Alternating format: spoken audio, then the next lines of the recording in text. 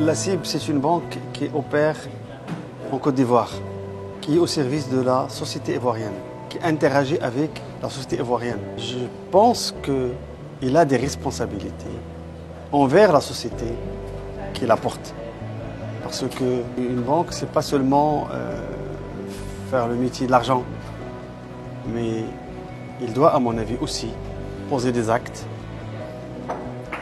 accompagner autant que faire se peut des actions dans le cadre de sa responsabilité vis-à-vis de la société. C'est pourquoi d'ailleurs il s'appelle RSE, c'est la responsabilité sociétale des entreprises.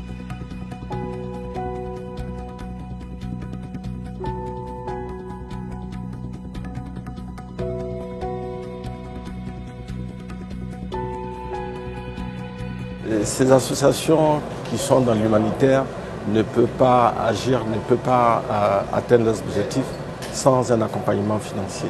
Et donc la CIB qui aujourd'hui a apporté des financements à hauteur de 130 millions sur 12 ans nous a énormément aidé dans la mise en œuvre de nos actions. Le soutien de la CIB est important parce que c'est une formation qui est exigeante, une classe préparatoire, et permettre à des jeunes qui n'ont pas forcément les moyens de suivre cette formation qui est chère, il faut dire ce qui est, la qualité est chère.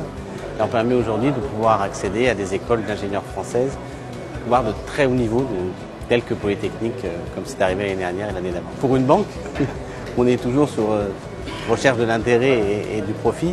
Pour le coup, là, c'est vraiment donné. On a pu avoir sauvé 25 enfants en urgence, 83% des guérisons gratuitement grâce à ce don-là. Et puis on a 5 enfants qu'on dialyse en chronique à vie.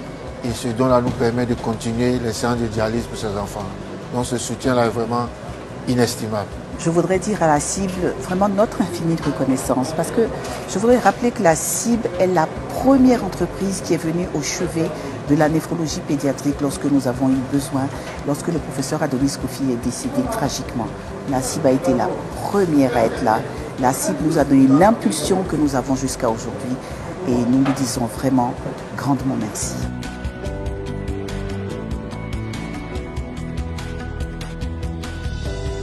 C'est-à-dire, l'objectif, c'est de ramener d'autres à venir grossir nos rangs.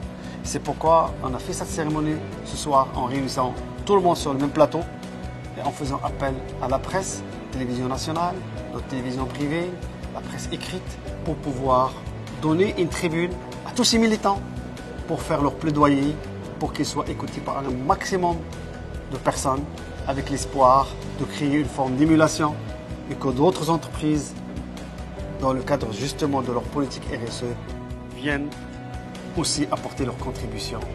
Si on arrive à relever ce challenge, la cérémonie de ce soir aura atteint son premier objectif.